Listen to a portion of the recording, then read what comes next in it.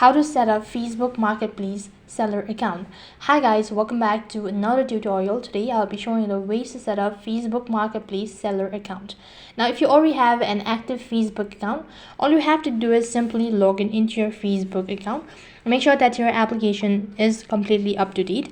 After that, you'll need to tap the marketplace icon from the top left hand side corner. Once you've done that, you'll be able to see two different options, that is sell and category. You'll need to go to sell since you want to create an account of seller.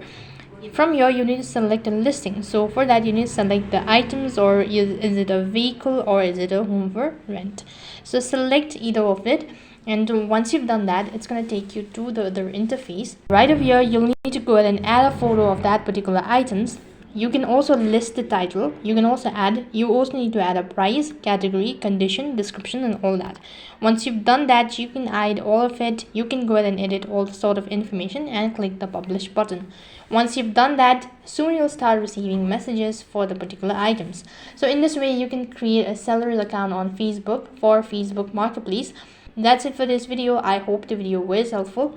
Make sure to like, share, and subscribe to our channel. Thank you for watching. See you in the next video.